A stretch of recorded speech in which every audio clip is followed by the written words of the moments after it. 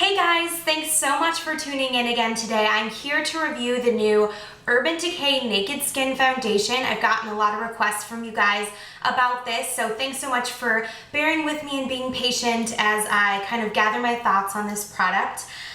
Things have been a little bit crazy for me because I actually recently became engaged about 2 weeks ago, a little under 2 weeks ago. So I just wanted to share that with you guys. I don't usually share like a ton of personal information on my channel just because I like to stick to the makeup. But just wanted to share that news because I'm really excited, and depending on, I'm sure throughout my wedding planning process I'll want to kind of start talking about wedding makeup and tips and things like that. So I'm really excited.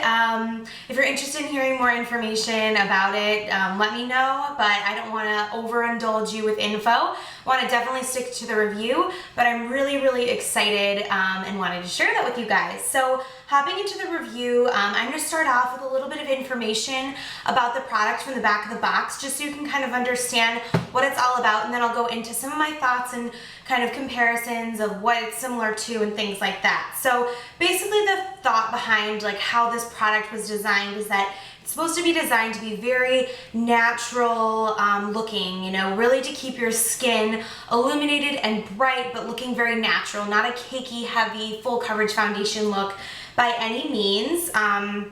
So it's really kind of another one of those foundations that is really looking to feel invisible and weightless and really just undetectable on the skin. It is a paraben-free makeup with a demi-matte finish. It says it has light diffusing spheres that make you look professionally retouched in the ultimate ultra definition.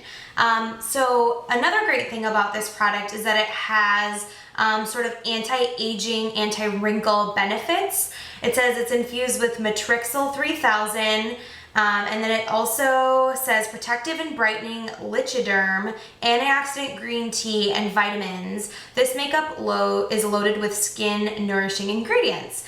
So I can't really speak on behalf of the skin nourishing ingredients because I'm not like an esthetician, and I haven't really been using this long enough to feel like I've seen like a serious skincare benefit from using it, but I can definitely talk about kind of the different qualities of it. So I'm gonna start off just with the packaging because it is a little bit different than any other kind of packaging I've used. It's a very skinny and tall bottle. It's plastic, but it looks very premium. I really like the color of the lid, and you can pop it off and it has a pump. So a lot of people have complained that it's a little bit too tall, which if you compare it to like MAC Matchmaster, it is really quite tall because even Matchmaster is taller than most of my foundation bottles. So it's very tall and skinny, but I personally really like it. The bottle reminds me a lot of the Makeup Forever HD because it has that sort of like plastic coating. Another really interesting thing about this product that I found is that it actually has a shaker inside the bottle. So I don't know if you can hear this,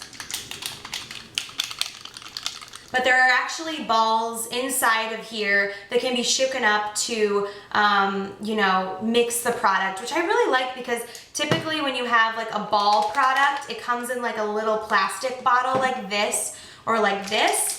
But I really like the fact that Urban Decay didn't just go for this little bottle look, that they actually created a really beautiful premium package with a pump, but then they just added that shaker in there. I really like this foundation's packaging, so I would give it a 5 stars in terms of the packaging. In terms of the product, it's definitely a light to medium, or I would say probably actually more of a solid medium coverage, but like I said, very lightweight and buildable. So if you wanted to build this up to more of a medium to full coverage foundation, you definitely could. I would just suggest starting with a thin layer and then building it out.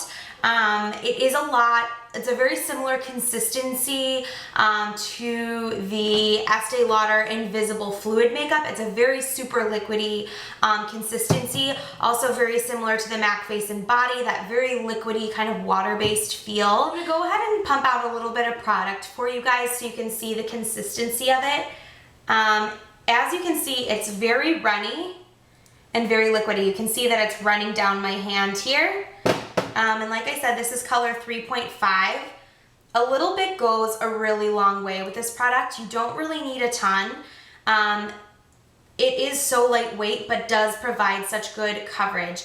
And it does have this really nice kind of a bit of a demi-matte quality where it gives your skin, this like healthy glow. It like has like a bit of a shine without looking like greasy or oily or like overly moisturized. What I love about this product is that they've been able to master something that is lightweight and feels so great on the skin with also still providing a really good amount of coverage. And for me personally, I really like the Naked Skin over some of my other foundations that are also lightweight because it does control oil fairly well and it has more of a demi-matte finish. Now, it's not an extremely long wearing foundation, but it is good. It does hold up. I would say this would last a good 8 to 10 hours and maybe even more depending on your skin type. For me, I usually can go good 8 to 10 hours before feeling like I need to blot or touch up with powder or reapply in certain areas.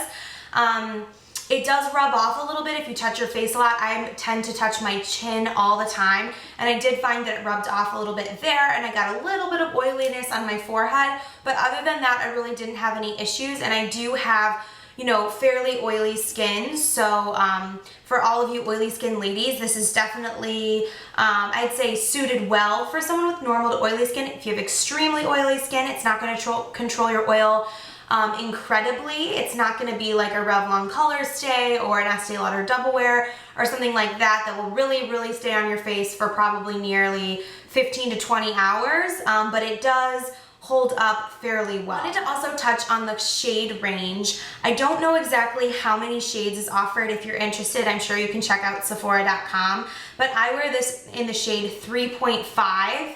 And I typically am about a MAC NW20, sometimes NW25. Just the great thing about this foundation is that they really thought ahead and they made a really easy color system that is numerical, and the numbers that have a 0.5 have a pink undertone, and then just the regular numbers like 1 or 2 or 3 have a yellow undertone, whereas 3.5 or 4.5 or 5.5 would have a pink undertone. So as someone with a pink undertone, I really appreciate that because I have had a lot of issues getting color matched in other lines that are either all really yellow or maybe all really pink or not very clearly identified which is which undertone.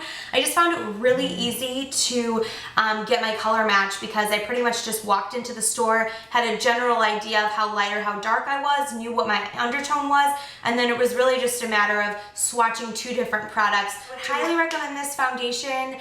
Totally, definitely something that I would repurchase. I'm really considering wearing this to my sister's wedding next month because it doesn't have SPF in it, which is great for photos.